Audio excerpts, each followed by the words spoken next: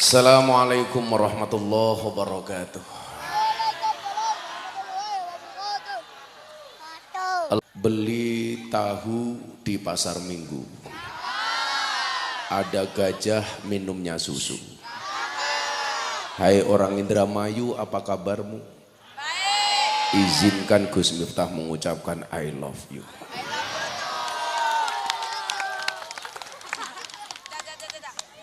Hidup ini simpel saja. Dikasih cobaan, ya dicobain. Diberi kenikmatan, ya dinikmati. Diberi ujian, ya dijalani. Karena hidup sukses itu melewati banyak proses, bukan banyak protes. Panitia pengajian itu kalau ngundang saya, tolong dipahami, sebelum saya datang semua sambutan sudah selesai. Jangan bikin acara sendiri, sehingga sampean mau sambutan sepanjang apapun saya nggak urusan, tapi sebelum Gus Miftah datang, supaya jamaah tidak terlalu lama menunggu pengajian. Betul? Lagian acara panjang-panjang itu mau ngapain? Yang suka panjang-panjang itu cuman ibu-ibu saja. Nah, disitulah kemudian saya teringat dengan satu pertanyaan dalam bahasa Arab. Man as'adun nas? Siapakah orang yang paling bahagia? Man as'adun nasi? Siapakah manusia yang paling bahagia? Jawabannya adalah man as'adan nasa. Orang yang membuat orang lain bahagia. Orang yang paling bahagia adalah orang yang bisa membuat orang lain bahagia. Saya itu satu hari bisa hadir 45 pengajian. Panitia yang membahagiakan jamaah itu ternyata satu, yang tidak terlalu banyak acara. Jadi kalau bikin acara yang simpel-simpel saja. Saya pernah hadir satu pengajian dari lurah, camat, bupati, kepala dinas, semuanya sambutan. Ini saya pikir ini mau pengajian apa lomba ceramah. Jadi besok lagi konco-konco Indramayu, kalau saya datang tolong nggak usah diselani pakai sambutan yang lain, langsung pengajian. Lagian saya tersinggung, kenapa kiainya keren, kopinya tutupnya pink, kan aku zizi. Ih. Mohon maaf Bu Bupati, saya itu baru buka puasa jadi belum ngopi. Karena saya punya prinsip utamakan ngopi, jangan utamakan janji. Karena manisnya kopi akan dapat kamu nikmati, tapi manisnya janji akan membuat kamu sakit hati.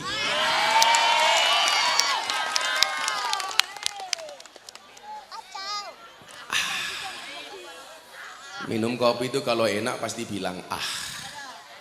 Itulah perbedaan kopi dengan istri. Minum kopi enak ah, istri enak ah. Kira. Ada penelitian yang sangat ilmiah, seorang laki-laki yang minum kopi sehari 3 cangkir maka akan kelihatan lebih muda dibandingkan kakeknya.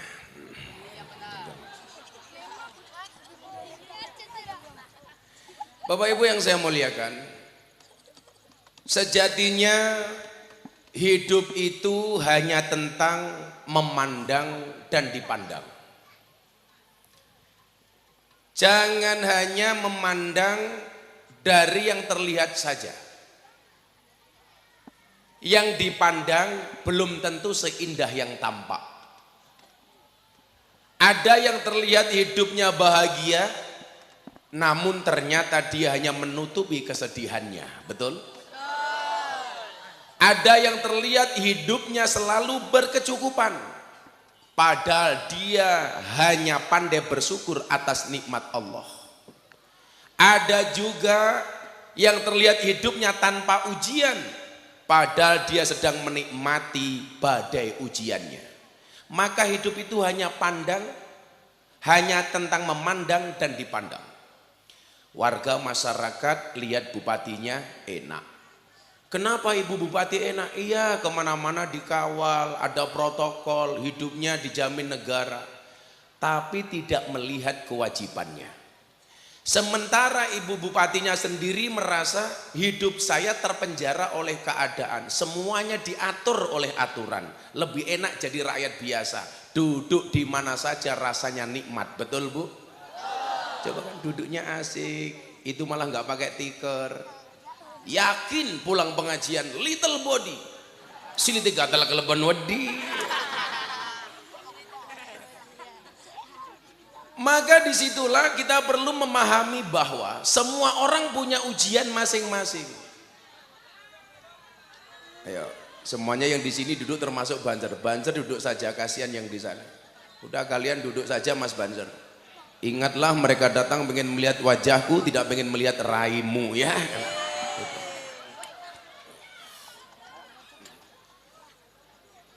Maka orang yang paling beruntung adalah orang yang bisa bahagia dalam keadaan apapun.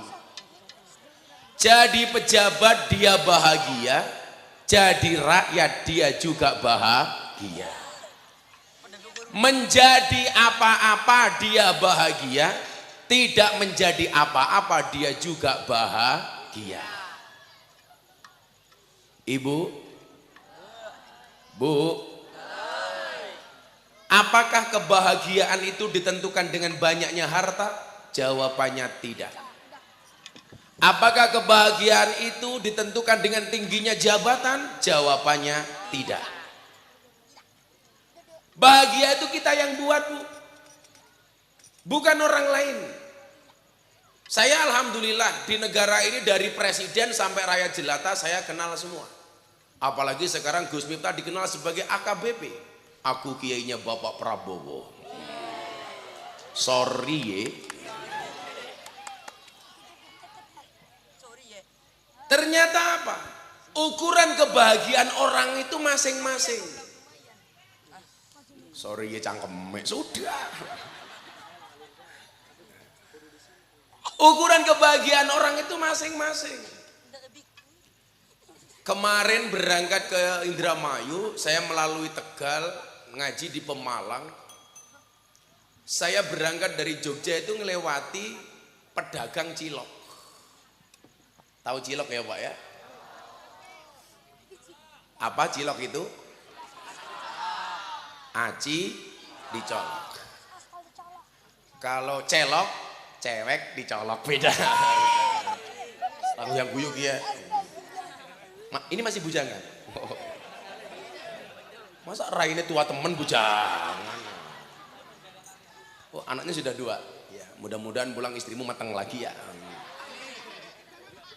Saya bilang sama pedagang ciloknya begini. Pak, beli cilok. Dibungkuskan di plastik, saya tanya, harganya berapa Pak? 10.000. Saya kasih uang 500.000. Bahagianya minta ampun. Sujud syukur. Maksud saya adalah, mungkin bagi sebagian orang kaya ketika mendapatkan 500.000 itu bukan apa-apa. Tapi bagi orang lain itu merupakan sebuah kebahagiaan. Betul Bu? Maka jangan pernah mengukur kebahagiaan kita dengan menggunakan ukuran orang lain. Saya nggak bahagia ketika Pak Prabowo bilang sama saya, Gus Miftah mau jadi menteri enggak? Enggak. Wakil menteri? Enggak. Kenapa Gus? Semua orang pengen jadi menteri. Kenapa Gus Miftah enggak mau jadi menteri? Saya bilang, Pak, percaya diri itu penting, tapi sadar diri jauh lebih penting. Kalau saya jadi menteri repot Pak. Emang kenapa Gus? 1, saya harus potong rambut. Mana ada menteri gondrong? Nggak ada. Nggak pantas. Nggak pantas. 1. Yang kedua, kalau saya jadi menteri Pak, Orang Indonesia itu mengenal saya kiai kelompok marginal. Lokalisasi, tempat dugem, karaoke, PSK, Purel, pemandu karaoke dan lain-lain.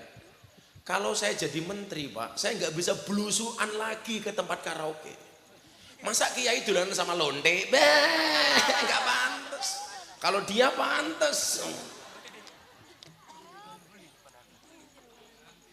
Maka Bapak Ibu yang saya muliakan, bagaimana kemudian Nabi Muhammad SAW mengajarkan kepada kita bahwa semua orang itu punya porsi masing-masing. Maka nyuwun sewu, konsep keadilan adalah wadu'u syai'in fi mahalli, meletakkan segala sesuatu sesuai dengan porsinya masing-masing. Makanya porsinya bupati sama rakyat beda, porsinya bupati sama kiai beda. Makanya mohon maaf malam hari ini Bu Bupati hadir sama Gus Yuta di atas panggung yang sama. Mohon maaf Bu Bupati, kita berada di atas panggung yang sama, tapi dengan amplop yang berbeda.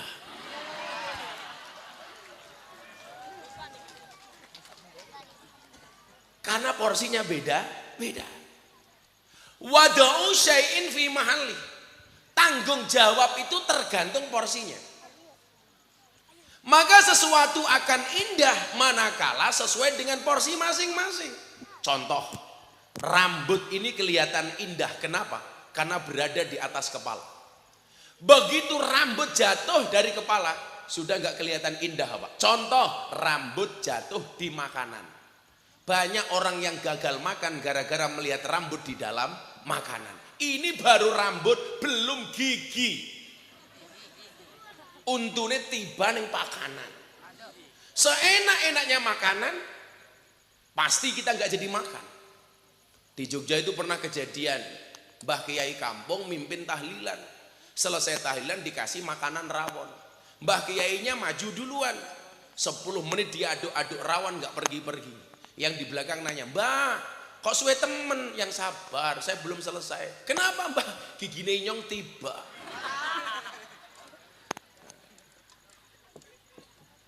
Maka keindahan itu sesuai porsi. Makanya kalian anak-anak kecil di depan saya ini mohon maaf, berproseslah sebaik mungkin nih. Hari ini porsimu adalah sebagai penabuh hadroh. Makanya besok kamu harus percaya diri kalau ngelamar cewek, ditanya sama mertuamu, nah pekerjaanmu apa? Kamu jawab penerbang. Pesawat apa? Hadroh Airline.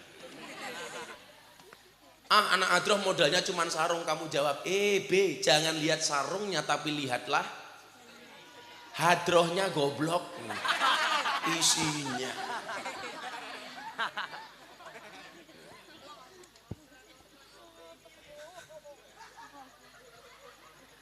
Makanya kemudian kita diperlihatkan porsinya masing-masing. Contoh umpamanya, Nabi itu punya 4 sahabat yang istimewa. Siapa saja mereka Bapak Ibu? 1, Abu Bakar. 2, Sayyidina Umar. Sayyidina Utsman. Sayyidina Ali. Ini punya porsi masing-masing. Kehebatan Nabi Muhammad mendapatkan support sistem dari orang-orang di sekitarnya sesuai dengan porsinya masing-masing. Soal kebijakan ada di Abu Bakar. Soal di keberanian ada di Umar. Soal kekayaan ada di Utsman. Soal kecerdasan dan ilmu pengetahuan ada di Sayyidina Ali. Ini menunjukkan apa? Superioritas Kanjeng Nabi didukung dengan super tim yang baik. Makanya kalau Indramayu ini pengen maju, harus ada super tim. Saya selalu bilang, sehebat-hebatnya Superman kalah sama super tim. Lagian Superman itu goblok. Apa bentuk gobloknya? Badannya besar tapi bajunya es.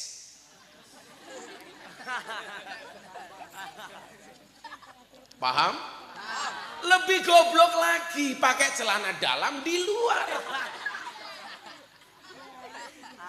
Yang paling goblok siapa? Yang nonton. Tahu orang goblok kenapa ditonton?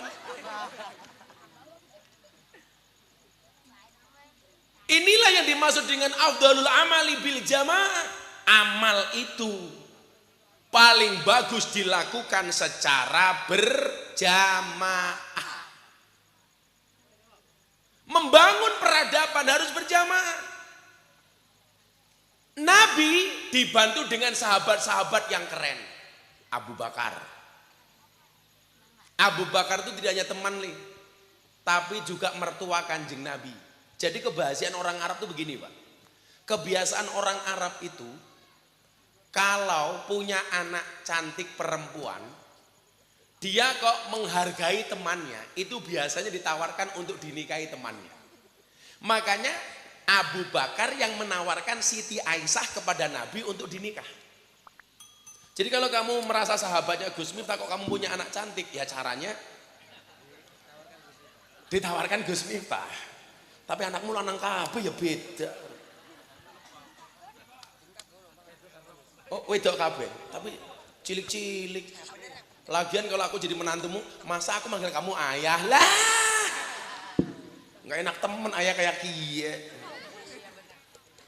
Malah kalungan apa, malah kayak sapi korban.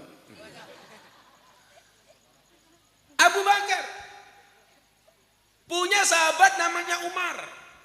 Umar ini suami orang yang sangat pemberani, tapi sekaligus takut dengan istri. Jangan salah Pak. Kalau kita ini kalah sama istri lumrah. Umar setan jin demit takut, sama istri tetap takut Pak. Takut Pak. Tapi para suami kalian santai, tak kasih tahu. Anda punya istri manut, Anda berpotensi menjadi raja. Anda punya istri galak, Anda berpotensi menjadi wali. Kok Anda punya istri kadang-kadang manut, kadang-kadang galak, insya Allah raja wali. Wow.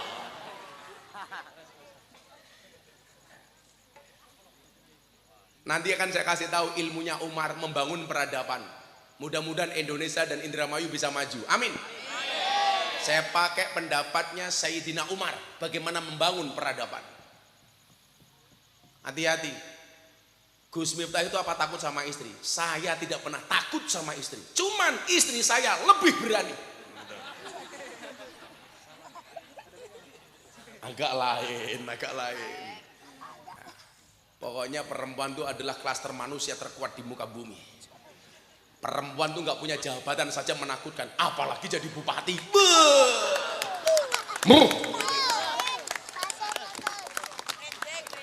Laki-laki itu menang sama istri cuma sekali tok. Kapan? Lebaran hari pertama di pagi hari. Saat itu perempuan baru tunduk sama suami. Siang dikit wani-mani. Makanya kalau pagi-pagi itu istri sungkeman Pak, itu satu momentum yang sangat saya nikmati. Abah saya minta maaf ya, modar ya.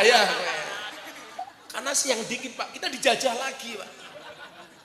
Ciri-ciri perempuan yang suka menjajah suami, ciri-cirinya adalah jilbabnya coklat.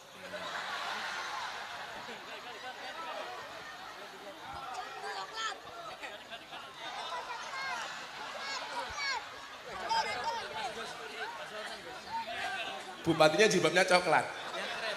Oh yang krem. Ternyata yang pakai jilbab coklat kepala bapeda.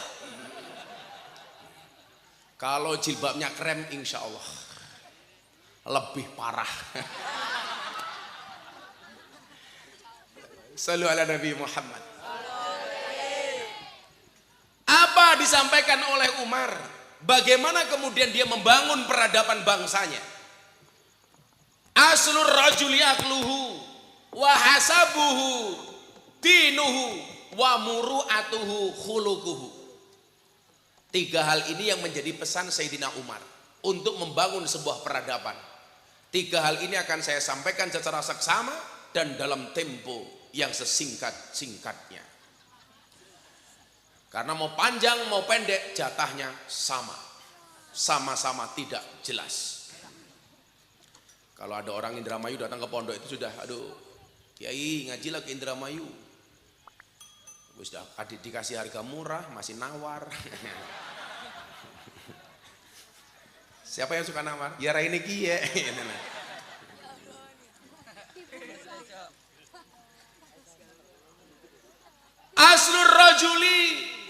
akluhu.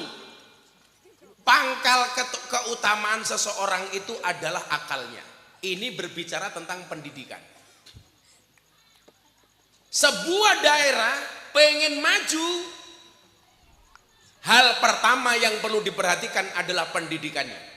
Itulah kenapa APBN memberikan porsi yang paling besar terhadap Kementerian Pendidikan. Kayak kamu mani cangkeme. Iki nutupi rasa maju-maju. Kamu lenggah baik iya. Untung peci ini NO. Yang pecinya NO saya doakan masuk surga. Pecine.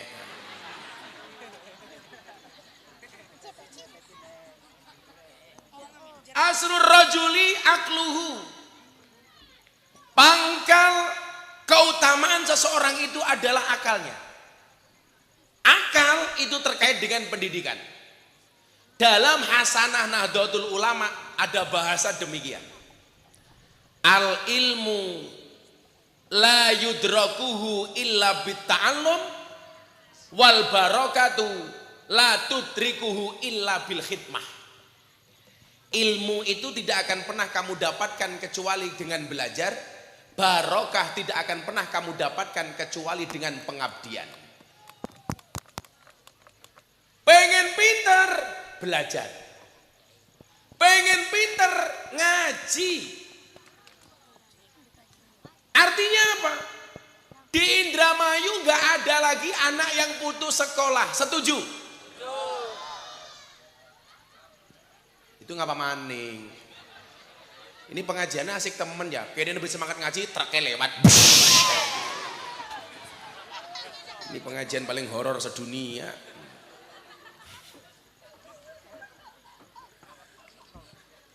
Siapa yang kaget? Ya Allah, saya ngarep son lemu ya kagetan.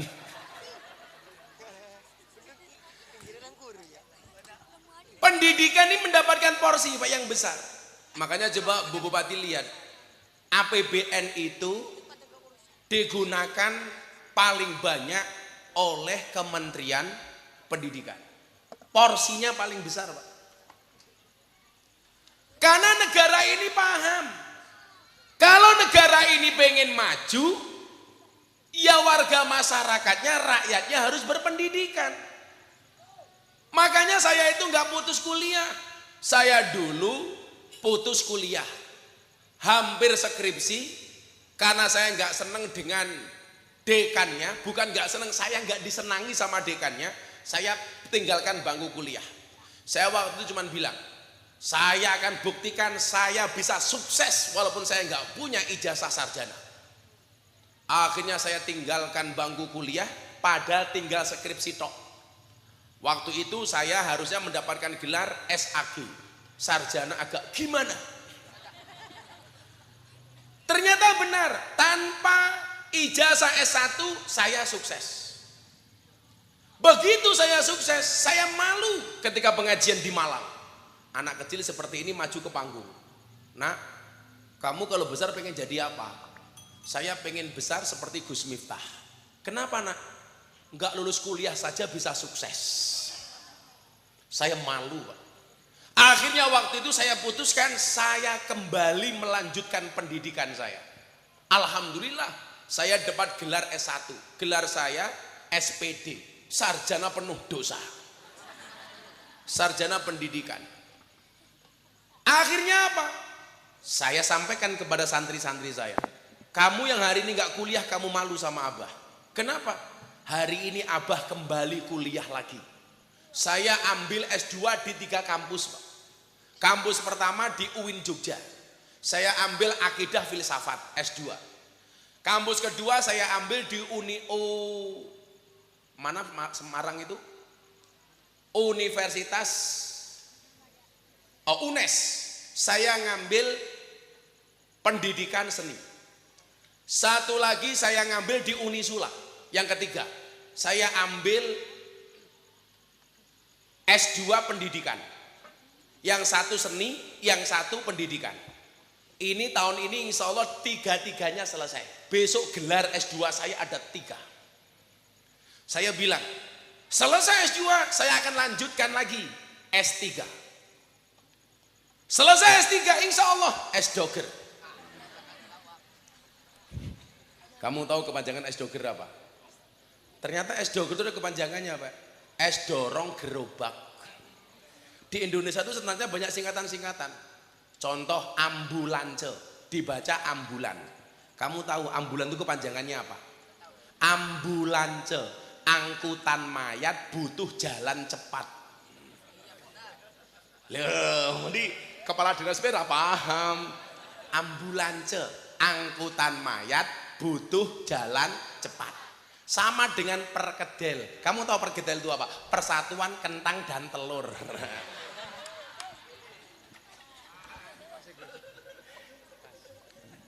Kok kamu bilang pas? Ya emang bener kok, pas gimana itu loh. Yang perlu kamu pikirkan satu, kopi kamu dingin. Ini pendidikan mendapatkan porsi yang paling besar. Maka di Indramayu jangan sampai ada siswa didik yang putus sekolah. Setuju? Pendidikan itu memang tidak menjamin orang sukses. Tetapi dengan pendidikan berarti kamu menempuh jalan proses untuk menjadi orang sukses. Apakah ada jaminan orang yang kuliah itu mendapatkan pekerjaan sesuai dengan ijazahnya? Tidak. Siapa yang bisa menjamin? Teman saya kuliahnya di teknologi nuklir UGM. Pekerjaannya apa? Tukang gawe mercon. Nuklir, Pak. Saya kalau ngomong mercon ingat di Malang itu. Rumahnya meledak, akhirnya badannya hancur. Kepalanya di atas, kakinya di bawah. Gara-gara mercon. Makanya ingat, anak-anak yang suka mercon saya kasih fatwa. Menyalakan petasan di mata ulama hukumnya haram. Haram hukumnya menyalakan petasan di mata ulama. Jeblok matane. Sama halnya saya bilang, orang ziarah di kubur haram. Orang ziarah di kubur haram.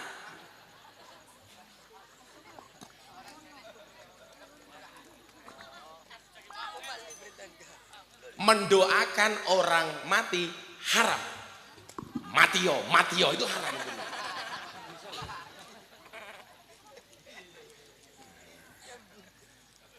Sealim apapun orang, sehebat apapun orang, haram hukumnya menjadi imam saat main sepak bola. Nunggu selesai dulu, Pak, baru jadikan imam. Maksud saya begini, dalam kitab taklim itu ada undang-undang begini. Fasadun kabirun alimun mutahatikun wa akbaru minhu jahilun mutanasikun. Yang merusak negara itu ada 2. Yang merusak sebuah peradaban itu ada 2. Yang pertama, alimun mutahatikun. Orang pinter yang sok keminter, culas. Dia tidak menggunakan ilmunya untuk kemanfaatan, tapi justru untuk membodohi rakyat, membodohi umat. Ada yang seperti itu? Banyak. Pejabat-pejabat yang suka korupsi itu rata-rata pejabat yang pinter apa pejabat yang goblok? Yang pinter apa yang goblok? Pinter tapi mutahatikun, culas, zalim. Saya kemarin ditanya, kenapa sih Bah kok masih banyak pejabat yang korupsi? Yang salah itu guru TK. Gara-gara masuk TK diajari cerita judulnya Kancil Nyolong Timun. Apa coba pentingnya cerita Kancil Nyolong Timun? Karena TK-nya diajari cerita Kancil Nyolong Timun, maka begitu jadi pejabat pekerjaannya maling seperti kancil. Hati-hati. Orang pinter itu penting, Pak, tapi kalau sampai mutahatikun bahaya. Makanya kalau dulu saya ditanya sama teman saya begini, seorang gubernur di Sumatera. Pak Kiai, saya mau tanya. Saya ini ada 2 calon kepala dinas. Yang satu nggak begitu pinter, tapi akhlaknya baik. Yang satu pinter banget tapi akhlaknya jelek. Yang harus saya angkat sebagai kepala dinas yang mana Kiai? Saya jawab, yang nggak begitu pinter tapi akhlaknya baik, daripada yang terlalu pinter tapi nggak punya akhlak. Betul Bu? Kalau ibu-ibu ada dua calon menantu, yang satu pinter banget tapi suka bohong, yang satunya ya goblok lah tapi jujur. Kira-kira ibu pilih yang mana? Pinter yang suka bohong atau goblok yang jujur?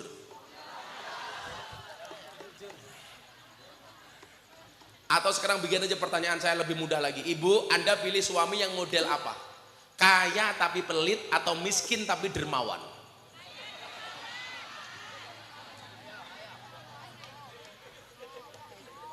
Pilih mana Bu? Kaya tapi sing takon sapa? Sekarang yang bapak-bapak saya tanya, Pak, kalau disuruh milih, Anda pilih yang mana? Istri cantik tidak solehah atau jelek tapi solehah? Modar aku ya. Jawaban ketua panitianya cantik dan solehah. Pasti yang dipilih yang gak ada opsinya. Maksud saya apa? Hidup itu berdasarkan kenyataan, bukan berdasarkan keinginan. Urip kuwi sak nyatane, ora sak karepe. Kalau ibu-ibu punya suami nggak ganteng-ganteng banget, kalau mau tidur tolong jangan pernah membayangkan suami seganteng saya. Nikmati saja suamimu di rumah apa adanya. Lah rupanya kayak gini, bayang inyong, ya nafsu.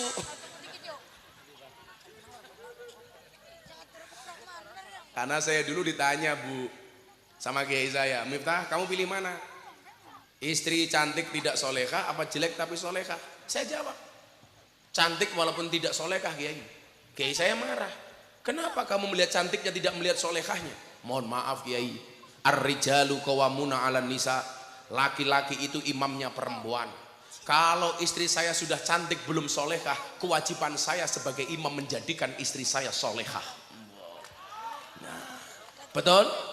Tapi kalau istri saya solehah tapi jelek wajahnya, mohon maaf Kiai, menjadikan cantik mahal harganya. Lah raine wong wadon sakniki larang temen ya. Lah sing tua-tua murah, paling udah FIFA nomor 4. Sing nom-nom ki ya mahal. Tadi ibu-ibu berangkat pengajian jam berapa? Jam berapa Bu? Jam 6, berangkat jam 6, dandannya jam berapa? Jam 4 Pak, bikin alis saja 30 menit Pak nggak selesai. Bandingkan ketua panitia ini, simple, sarung satu, baju satu, peci satu, mungkin nggak sempakan. Makanya kalau saya ditanya, Gus sebenarnya yang suka bohong itu laki-laki apa perempuan? Yang banyak bohongnya itu laki-laki apa perempuan? Survei membuktikan soal fisik perempuan itu lebih banyak bohongnya dibandingkan laki-laki. Betul? Tapi soal hati laki-laki lebih banyak bohongnya dibandingkan perempuan. Kalau soal fisik perempuan jangan dilawan. Mana mungkin laki-laki itu bisa ngatur istri? Aturan Allah alis saja Pak. Ini buatan Allah. Dihapus, digambar sendiri.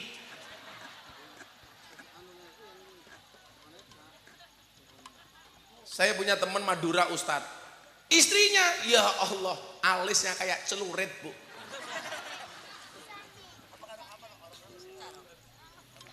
Tapi kalau soal hati ya kita jujur Pak, laki-laki lebih banyak bohongnya. Yora matane inyong bae ho asli. Tapi tetap kalah Pak, perempuan itu mampu menyimpan dua pria di dalam satu hati ya. Tapi ingat, walaupun perempuan bisa menyimpan dua pria di dalam satu hati, laki-laki bisa membeli tanpa harus mencintai.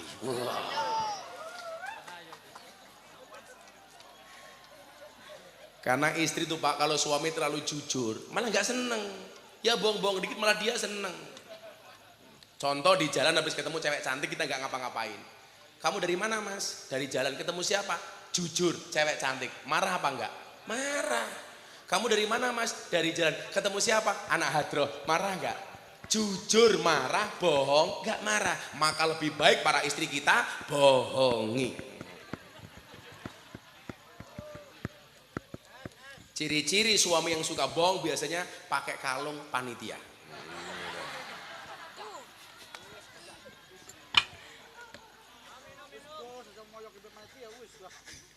Iki sing nganggo panitia ya lemune kayak kiye. Kamu jangan gede-gede perutnya. Survei di rumah sakit membuktikan laki-laki yang perutnya besar biasanya burungnya kecil. Lah itu kecil.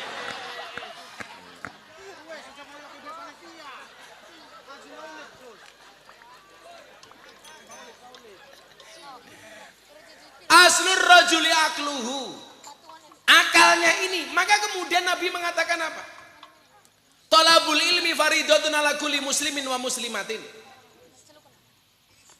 Karena akal dan pendidikan itu menjadi penting, maka Nabi mewajibkan kita untuk belajar. Dan yang perlu diingat, wajibnya itu adalah berangkat ngaji, bukan pinternya.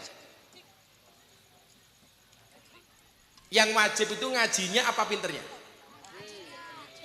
Pinter tuh hukumnya wajib apa enggak? Kalau pinter tuh hukumnya wajib, berarti orang bodoh itu dosa terus. Kalau kita ngaji nggak paham, kalau sampai pinter itu wajib, maka orang nggak paham itu dia berdosa. Ternyata yang diwajibkan oleh Nabi itu bukan alimnya, bukan pinternya, tapi tolabul ilminya. Sejak kapan dia harus tolabul ilmi? Minal mahdi ilal lahdi. Dari buayan sampai ke liang kubur. Itulah alasan kenapa Mbah Mudin NU itu kalau ada orang mati ditalkin. Betul Bu? Di sini yang biasa nalkin namanya apa? Lebih. Siapa? Solikin. Oh Sodikin. Kin anakmu kin. Di wonge. Umpamanya sing lemu kiye mati. Arane siapa? Arane siapa jenengmu? Rijal. Rijal itu artinya laki-laki. Laki-laki. Kelihatan kok kamu laki-laki. Minal mati ilaladi itu salah satunya apa? Begitu Rijal mati, dituntun talqin oleh Mbah Sodikin. Begitu dimasukkan liang lahat, diadani. Kemudian ditanam, dikasih tanah. Teman saya Muhammadiyah tanya, Gus, orang NU itu kenapa sih kalau ngubur jenazah pakai diadani? Kenapa nggak langsung saja? Nanti kalau jenazahnya bangun bagaimana? Saya jawab, kamu itu lucu. Jenazah mati diadani kok bangun? Orang Indramayu denger adzan subuh nggak bangun. Talqinnya itu bagaimana, Le? Begitu dia mati, ya Rijal. Umpamanya si mati almarhum Rijal. Mesti abot temen dia. Yen nono malaikat loro teko marang sliramu. Takon marang sliramu, ya Rijal man robbuka, sopo pangeranmu? Jawaban Allahu Rabbi. Waman nabiyuka, sopo nabimu? Jawaban Muhammad Nabi. Itu adalah pertanda bahwa ketika orang berada di liang lahat masih punya kewajiban untuk menuntut ilmu. Makanya Nuaiman ketika mati, yang berkenan menguburkan Nuaiman sahabatnya Nabi siapa? Nabi sendiri, Pak. Nuaiman itu sahabat Nabi yang paling lucu, Pak, paling kocak. Tapi dia sukanya minum alkohol. Minum alkoholnya itu selalu di sampingnya Nabi. Tujuannya satu, supaya langsung dihukum sama Nabi. Jadi begitu dia minum langsung dipukul sama Nabi. Ini orang yang paling pintar membuat seneng Kanjeng Nabi. Satu ketika Kanjeng Nabi sakit, Nuaiman tahu Nabi itu sukanya kambing, daging kambing. Nuaiman pergi ke pasar beli 2 kambing. Ketemu penjual kambing, Nuaiman bilang, kambingmu saya beli. Ketika dimintain uang, uangnya mana Nuaiman? Benar kambing yang beli saya, tapi yang nanti yang bayar Kanjeng Nabi. Akhirnya kambing ini dibawa ke rumahnya Nabi. Diketuklah pintu rumah Nabi. Ya Rasulullah, saya datang membawa hadiah dari Nuaiman. Begitu dibuka, ada kambing 2. Menerima hadiah kambing dari Nuaiman, Nabi langsung hilang sedihnya Pak. Dia langsung tersenyum. Begitu kambing diberi, penjualnya nggak pergi-pergi. Kanjeng Nabi nanya, kenapa kamu nggak pergi? Mohon maaf Nabi, kambing ini memang hadiah dari Nuaiman. Tapi kata Nuaiman yang bayar Nabi sendiri. Apakah Nabi marah? Enggak Pak, dia tersenyum dengan kelakuan si Nuaiman. Ada lagi Pak, pagi-pagi Nuaiman bawa penjual makanan. Kata iya, makanannya kayak gini lah, jelek kayak gini lah. Isinya apa ya? Masa kayak suguhannya ya Allah, roti 500. Martabak segini berapa? 500. Kalau ini kacang ya sisa lebaran. Jadi aduh jatuh. Jadi kalau ada martabak seperti ini, cabenya kecil, saya ingat kamu sama istrimu. Kan istrimu kecil toh. Kalau malam Jumat ada cabai di atas martabak. Si Rijal ini loh. Bentuknya lucu. Semoga Rijal panjang umur. Amin. Orang sedunia mati, Rijal hidup sendiri. Amin. Pagi-pagi Jal, Nabi itu datangi sama Nuaiman bawa penjual makanan, Pak. Makan bareng. Begitu makan bareng, selesai, Nuaiman pergi. Dipanggil sama Nabi, Pak. Nuaiman, kok kamu pergi? Kan makanannya belum kamu bayar. Apa jawaban Nuaiman? Ya masa hamba kok bayarin Nabi? Kan gak pantas. Sama halnya lah Rijal makan sama Bu Bupati. Masa sing bayarin Rijal? Kan ora pantes. Kan potongan kayak kiaran duit. Wong raine baik kayak kota infak. Wah. Maka bentuknya kayak celengan. Apakah Nabi marah? Enggak Pak. Makanya kita hidup itu jangan terlalu serius. Dibuat bercanda saja. Ada waktunya serius, ada waktunya bercanda. Begitu Nuaiman mati, ini ngomong tadi minal mahdi ilal lahdi. Siapakah yang berkenan memakamkan si Nuaiman? Nabi sendiri Pak. Nabi yang memandikan, yang mengkafani, yang mensolatkan, yang menguburkan. Wallah, kulit yang pernah tersentuh oleh kulitnya Nabi haram disentuh oleh api neraka. Nuaiman. Begitu jenazah selesai dikebumikan, Nabi bilang begini sama sahabatnya, tolong kalian semua pulang. Nabi nggak pulang, enggak. Saya pengen mendengarkan percakapan Nuaiman dengan malaikat Munkar dan Nakir. Karena salah satu mukjizat Nabi itu apa? Bisa mendengarkan percakapan alam kubur. Kalau yang bisa bahasa semut cuma dua. Satu Nabi Sulaiman, nomor dua Mama Gufron. Inna maqali rahmatan.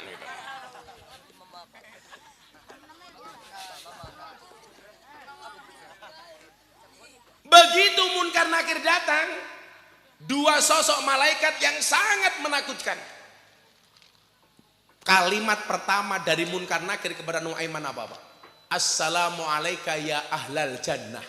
Masya Allah. Keselamatan atasmu wahai calon penghuni surga. Mudah-mudahan semua yang hadir besok di alam kubur Munkar Nakir datang dengan kalimat yang sama. Assalamualaikum ya ahlal jannah. Amin. Saya doakan ketua panitianya masuk surga pertama kali. Amin. Berangkat setelah pengajian. Amin.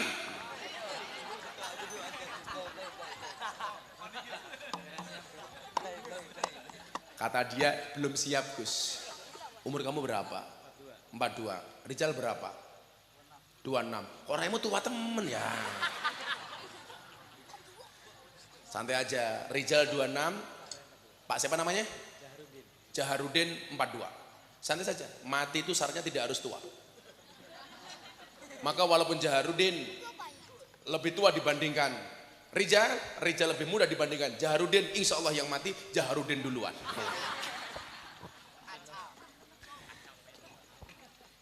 Assalamualaikum ya alal kubur, ya assalamualaikum ya alal jannah, bukannya alal kubur. Keselamatan bagimu wahai calon penghuni surga. Nuaiman mulai diinterogasi, Nabi mendengarkan di atas kuburan. Ya Nuaiman, man robbuka, sopo pangeranmu? Dijawab sama Nuaiman, Allahu Rabbi. Yang kedua, ya Nuaiman, man nabiyuka, siapa nabimu? Dijawab sama Nuaiman. Pertanyaannya nggak salah. Nuaiman merasa apa? Wong tiap hari saya itu sama Nabi. kok masih ditanya nabimu sopo, kan lucu. Nabi mulai mendengarkan dengan agak tersenyum. Malaikat kembali bertanya yang kedua kalinya. Malaikat itu kan SOP Pak, sesuai dengan standar operasionalnya. Ditanya lagi, Nuaiman, mana nabiuka, nabimu sopo? Dijawab lagi sama Nuaiman, malaikat, pertanyaanmu gak salah. Malaikat kembali bertanya yang ketiga kalinya, ya Nuaiman, mana nabiuka, nabimu siapa? Dengan suara yang semakin tinggi. Apa jawaban Nuaiman? Malaikat, aja banter-banter. Itu loh orangnya di atas kuburan.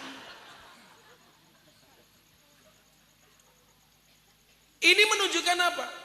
Bahwa orang belajar itu sampai ilalahti. Minal madi, dari ketika digendong oleh ibunya sampai mati. Makanya Nabi mengatakan tolabul ilmi faridoh. Kembali kepada aslur rojuli akluhu, kepada masalah pendidikan. Tolong Bu Bupati, pendidikan diniyah diperhatikan. Setuju? Lebih diperhatikan. Baik madrasah diniyah maupun TPA, TPQ. Kita itu kadang-kadang mohon maaf, agak diskriminasi dengan pendidikan diniyah. Sekolah dapat bos, guru-gurunya dapat tunjangan, sementara guru diniyah kadang-kadang kasihan. Termasuk lebih itu siapa? Mbah Moden yang ngurusi orang mati. Tolong diperhatikan, itu orang penting. Polisi itu penting, tentara itu penting, bupati penting, lebih nggak kalah penting. Buktinya apa? Polisi mati sing bungkus apa? Lebih. Bupati mati sing bungkus apa? Lebih. Rijal mati sing bungkus siapa? Lebih. Lebih mati, bungkus dewek.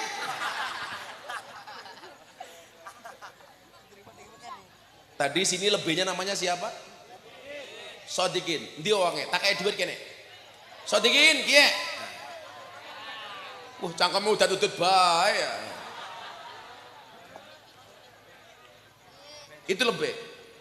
Inilah dia lebih dari Indramayu yang naik ke panggung. Mari kita iringi dengan sebuah lagu. La ilaha illallah, la ilaha, malah mati ya. Di dompet inyong.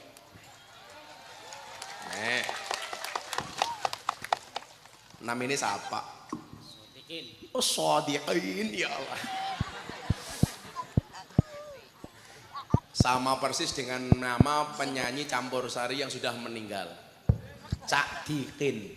Cak Dikin itu namanya Muhammad Sodikin, yang membuat lagu judulnya Tali Kotang. Nah itu Cak Dikin. Yang saya sempat bingung itu Bu. Bingungnya kenapa? Dulu Didi Kempot itu membuat lagu Stasiun Balapan. Inspirasinya gara-gara kalau dari Jakarta itu naik kereta turunnya di Stasiun Balapan. Jadi lagu judulnya Stasiun Balapan. Ada musisi namanya Gesang, membuat lagu judulnya Bengawan Solo. Gara-gara dia senangnya nongkrong di pinggir Bengawan Solo. Denny Caknan bikin lagu Kartonyono Medhot Janji, karena setiap hari dia melewati Tugu Kartonyono. Nah saya tanya sama Cak Dikin, kamu bikin lagu judulnya Tali Kotang, inspirasinya apa? Nongkrong neng ngendi sing dideleng apa? Sodikin. Jadi lebih udah berapa tahun Mbak Sodikin? 6. Pakai mic 6 tahun. 6 tahun ya Pak. 6 tahun. Jadi lebih sampai rambutnya putih kabeh ya. Sodikin umurnya pira Pak Sodikin? 52 Pak. 52. Kok orangnya tuh temen ya? Ada pengalaman paling horor nopo Mbah ketika menjadi lebih? Banyak Pak. Apa? Contohnya satu saja. Contohnya ketok-ketok di rumah. Rumahnya diketok-ketok kayak gini ya? Dibuka pintunya nggak ada orangnya? Nggak ada orangnya. Itu Rijal.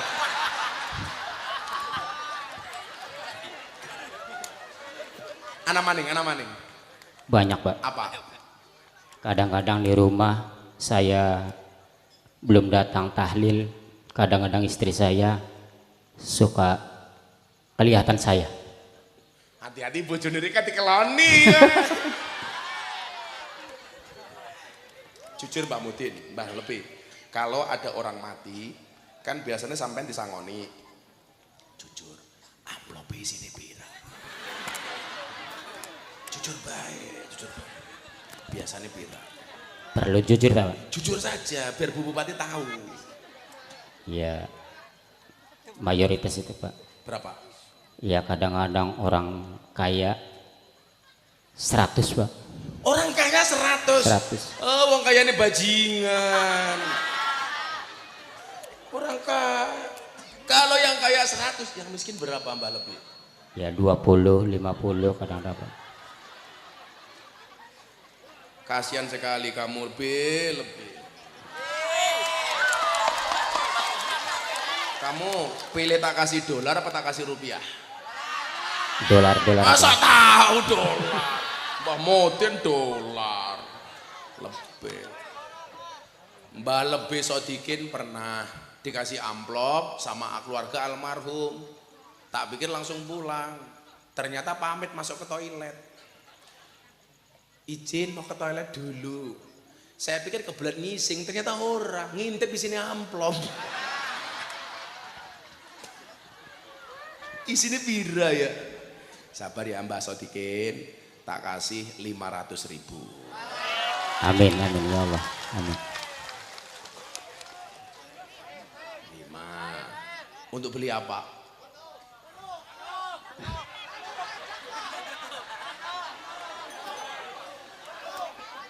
Apa?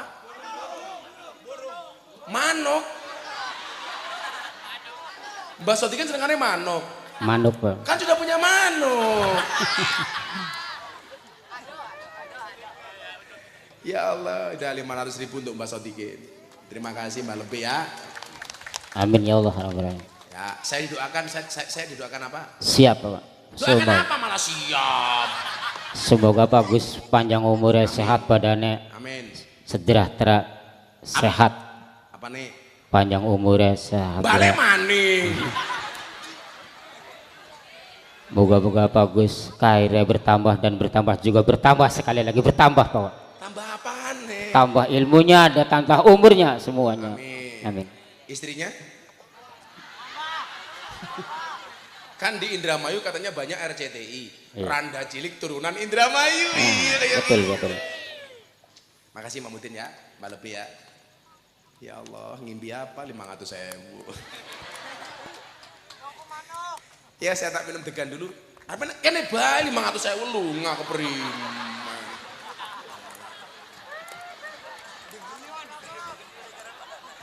$500.000 cepet temen. Ngurusi jenazah bae sedina sewengi 20.000. Sing sugih kebangetan temen. Bungkus jenazah nganti ngubur 100.000. Orang mati kon bungkus dewek. Yo, 50.000. Ih, jenggote telu tok. Ayo Le, selawatan Le. Ayo, selawatan dulu. Nanti sangoni bocah ado. Selawatan dulu. Lagunya apa? Iwa bandeng. Iwa bandeng ono iwa sepat. Sodikin ireng. Muga-muga bojone Loh. sehat, Papa. Loh. Yes. Lagunya apa? Loh. Emang vokalisnya Rijal? Nggak meyakinkan kamu? Loh. Masa vokalis wajahnya kayak Gupolo? Apa lagunya, Le? Yes. Apa lagunya apa? Malah bingung. Loh, halo. Yes. Yes. Apa? Malah tali kotang apa ya? Soundnya dihidupkan Yes. soundnya. Yes. Sound vokal. Loh. Yes. Loh. Apa nak lagunya nak? Iwak bandeng, Yus. Ya coba bandeng ya. Ya, siap. Shallu ala Nabi Muhammad. Allahumma sholli alaihi. Vokalisnya kayak kurang mangan ya. Makan dulu gitu loh kalau selawatan. Sangoni bal. Sangoni pira? Tak. Wis 500 bae tuku bakso ya. Nah, vokalisnya sini. Kalau dikasih uang ditabung apa dicelengi? Ditabung. Makanya ada istilah bayi tabung, nggak ada bayi celeng ya. Ya Allah. Nyok, Rija, apa lagi jenenge mau? Jarudin. Dicekel, ya jimat. Kamu simpen di dompet kamu, jangan kamu belikan apa-apa. Insya Allah sampai kamu mati masih punya uang. Jimat, ya. Oh, kalau sudah jam 10, saya masih ada jadwal satu lagi. Saya udah 2 malam di Indramayu ya. Kalau tadi malam di mana itu Pak? Karangampel. Masak yang saya keluar mobil dada-dada di TikTok viral teman. Gus Miftah calon gubernur Jawa Barat, matane apa ya? Inyong jadi gubernur Jawa Barat yang seneng ya lebih 500.000 maning. Gue yang guyu baik. Sadiqin. Aslur rajul yaqluhu. Pangkal keutamaan seseorang adalah akalnya. Saya doakan semua warga masyarakat Indramayu tidak ada yang putus sekolah. Amin. Wasabudinuhu. Kemuliaannya adalah agamanya. Saya itu bersyukurlah kalau Jawa Barat itu insya Allah keagamaan dan kebudayaannya terjaga. Amin. Tapi ingat, agama apapun itu berada di atas budaya. Bahasa yang tepat adalah membudayakan agama, bukan mengagamakan budaya.